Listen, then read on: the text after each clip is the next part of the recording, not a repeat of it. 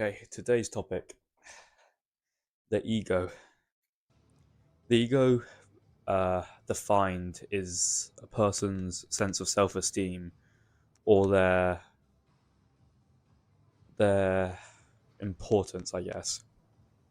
It's the part of the mind responsible for creating our own personal identity.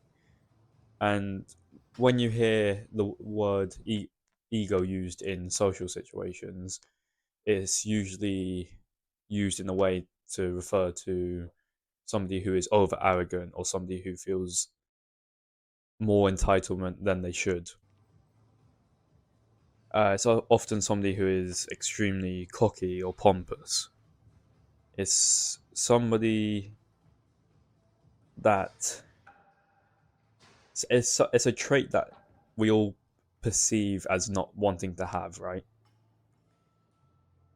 But in reality, the ego itself, well, not the socially defined ego, but the actual meaning of ego is not necessarily a bad thing because, like I said, the ego is just our sense of identity. So it's not just over arrogance, and it's something that we all will convey in 99% of our behaviors and thoughts. And since uh, the ego does mediate between our thoughts and our behaviors in, like I said, almost any action, obviously we want it to be done in a healthy manner, and I believe it's very possible for this to be the case that we can learn to have a healthy ego. It's very difficult, but I believe possible. And well, in order to improve on anything, you must first find the root cause or understand where the problem lies. Like anything in life, you don't try and get massive without like eating proper food and enough protein, right? You have to first understand why and how you're building muscle. Because yeah, sure, you could go into training and then you build a bunch of muscle, but eventually that will slow down and you won't reach the goals that you should be reaching for the simple fact that you didn't take the time to understand how muscle is built in the first place. And well, that's the same with this. You can head in a general direction of a healthy ego, but you'll never reach a point of clarity that you would have if you just took the time to understand where and why you need to improve that part. And well, the first misconception that I hear that I it's a phrase which I disagree with. It goes that we should rise above our ego. I'm not sure where it comes from. I believe it's quite a common phrase, or it's not commonly used in normal conversations, but it's a known phrase, right? That we should rise above our ego, that we should live without ego. And well, this to me is ironically an over arrogant, egotistic belief in of itself, because for us to believe that we are above our ego, we have to have, well, an ego to believe that. And if we are to believe that we are better than our ego and that we should be in charge, well, this can lead to us resenting our ego. And I think if we constantly spend our time trying to supersede our ego, we will do anything but. As if we are to continue to perceive the ego as this negative, like devil on our shoulder, we will start to trade our sense of identity for the identity that we are above our ego, leading to over agreeableness and a lack of integrity and sense of self. And well, I don't really need to explain why those are a problem. And I guess so this that kind of begs the question of like, if we should not live without or above our ego, then how should we view the ego? So so that we are living, I guess, a healthier more mindful way.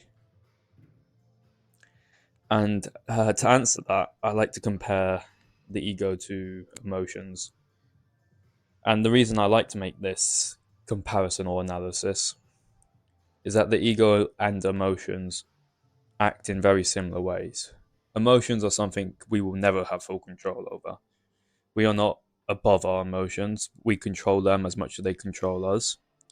They can have positive effects, they can have negative effects, depending on how much of each we let affect us.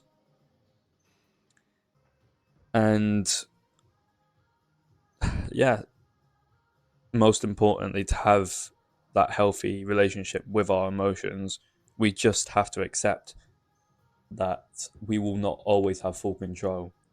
We can perform actions to give us as much clarity and control, but emotions will always play a factor in our behavior.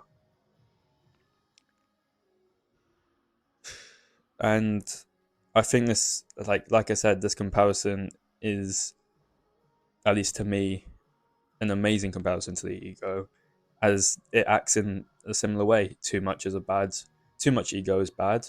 Not enough ego is bad, and we shouldn't ever try to live above or without it.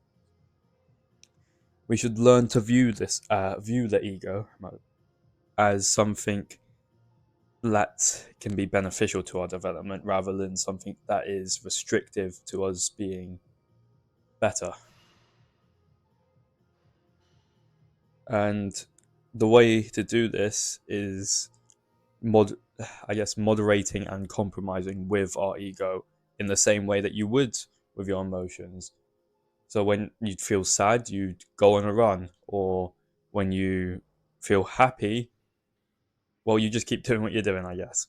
So you have to learn to work with the emotions and work with the ego rather than try and go against it. And so, like I said, if the initial issue of perceiving the ego as negative has been dealt with, so that we value its importance while being wary that it is a very powerful, uh, powerful aspect of our brain that can affect us severely, it becomes a challenge of self awareness. And, well, being self aware of the ego is quite difficult because it acts in every, like I said, it acts in every behavior or action that we perform. So, how am I supposed to be self aware and constantly thinking about everything I'm doing? Because, well, that's no way to live. That's a horrible way to live. Like, if you're constantly questioning whether you are morally correct in every decision you make, then you're just going to spend so much time in your head that is not going to end well. And so essentially, I guess my point is just as long as we try to remain mindful in the decisions that we truly care about, then we won't trade our sense of identity while we also make sure we're not being over arrogant. Because the things that we care about creates who we are. The ego helps us define our identity, is one and the same. So as long as we be mindful for each decision that we care about and try and be open to the fact that we may be wrong or that we are maybe over arrogant, then yeah, I guess you'll live a little bit of a healthier lifestyle mentally. Anyway, if you've made it this far into the video, uh, let me know if you disagree or agree, and yeah, have a good one.